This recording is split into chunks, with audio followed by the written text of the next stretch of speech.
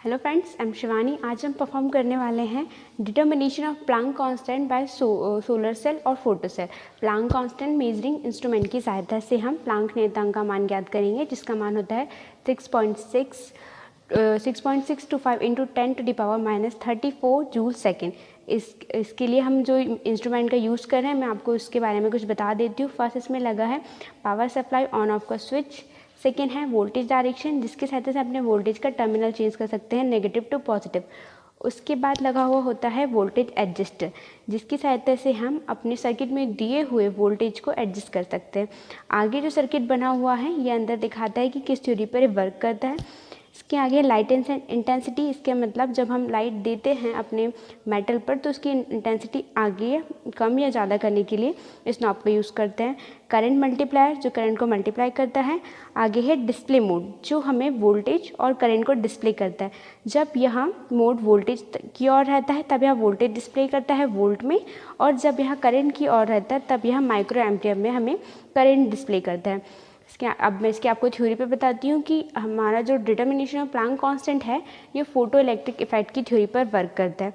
इस थ्योरी में होता क्या है कि जब किसी हाई फ्रिक्वेंसी की लाइट, मतलब उच्च आवृत्ति का प्रकाश यदि हम किसी मेटल पर आपतित करें, इंसिडेंट करें, तो वह फोटो इलेक्ट्रॉन्स को इमिट करता है। और यह फोटो इलेक्ट्रॉन्स अगर इस सर्किट में बहें तो उन फोटो इलेक्ट्रॉन्स की सहायता से करंट सर्किट में बहती है। जब वह करंट बहना रुक जाती है तब हम इस टर्मिनल के बीच का जब वोल्टेज नापते हैं, इस वोल्टेज को कहते हैं स्टॉपिंग वोल्टेज। और यह जो स्टॉपिंग वोल्टेज होता है ये हमें उस सर्किट में बहने वाली करंट की काइनेटिक एनर्जी शो कराता है। और हम जानते हैं कि आइंस्टीन की थ्योरी के अनुसार एक फोटोन की एनर्जी होती है h²।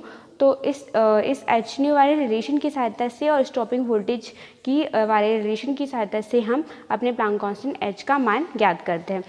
आगे अब मैं इसको आपको परफॉर्म करना बताती हूँ। इसके लिए हमें चाहिए होता है तो प्लांक कांस्टेंट मेजरिंग इंस्ट्रूमेंट और मल्टी कलर्स के फिल्टर्स, जो कुछ इस तरह के होते हैं। जैसे ये रेड कलर का फिल्टर्स दिया हुआ है और इस रेड कलर के फिल्टर में आपको इसकी वेवलेंथ दी हुई होती है, तरंगदैर्घ्य दी होती है, और हर कलर की जो होती है, हर कलर की फ्रिक्वेंसी अलग अलग फिक्स्ड होती है।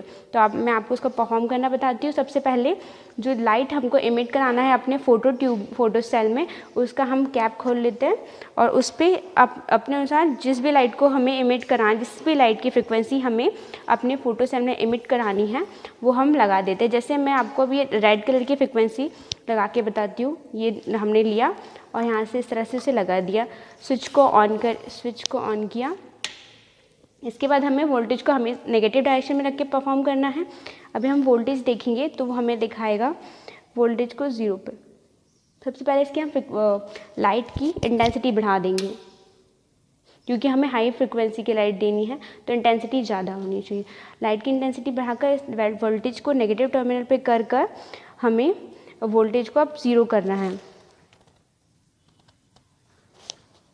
कुछ इस तरह से अपने वोल्टेज को 0 कर देंगे। जब हमारा इस तरह से हम देख रहे हैं कि हो क्या रहा है, जो हमारा येलो लाइट है इस फिल्टर से होकर जा रहा है, तो हमने जो लगाए हैं रेड कलर का फिल्टर लगाए हैं, तो जो इसके बाद जो लाइट फोटो सेल पे जो इंसिडेंट होगा वो लाइट होगा लाल कलर की आवृत्ति का फ्रिक्वेंसी। तो हम उसकी संगत अपना स्टॉपिंग पोटेंशियल फाइंड करेंगे।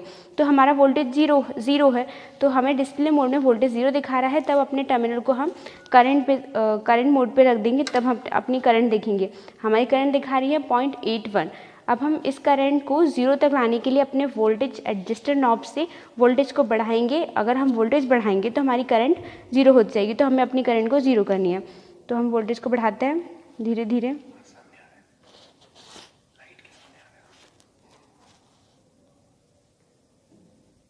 धीरे धीरे वोल्टेज बढ़ाते जाएंगे और अपने करंट को कम करते जाएंगे। जैसे ही हमारी करंट 0 पर पहुंच जाएगी, हम अपने इस डिस्प्ले मोड को वोल्टेज वाले डिस्प्ले मोड पे चेंज कर देंगे। तो जो वोल्टेज ये पढ़ रहा है वही हमारा होता है स्टॉपिंग वोल्टेज। और इसके बाद हम अपना कैलकुलेशन पे आते हैं।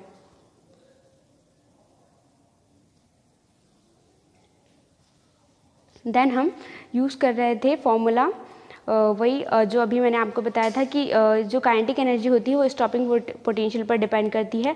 उसके बाद हम इस फॉर्मूले की सहायता से H equal to del V S divided by del nu की सहायता से हम अपना H का मान ज्ञात करते हैं, जहाँ जो E होता है वो होता है charge of electron, del V S और डेल न्यू हम अपनी कैलकुलेशन और ऑब्जर्वेशन से फाइंड करते हैं।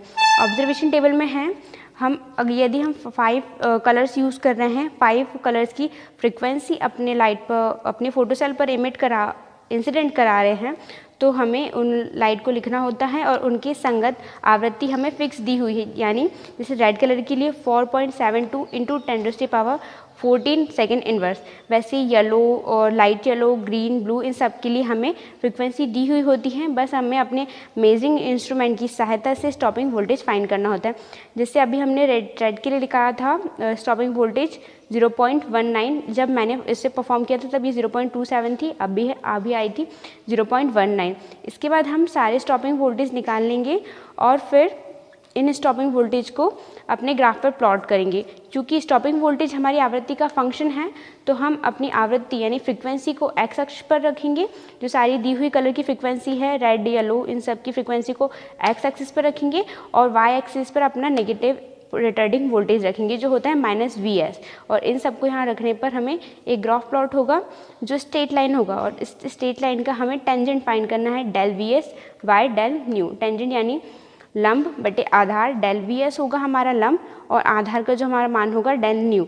इस डेल Vs और डेल न्यू के मान को फाइंड करके हमें अपने फॉर्मूले में रख देना है, और फॉर्मूले में रखने के बाद हम सारे कैलकुलेशन जब करेंगे तो हमें प्लैंक कांस्टेंट का मान फाइंड हो जाएगा। Thank you.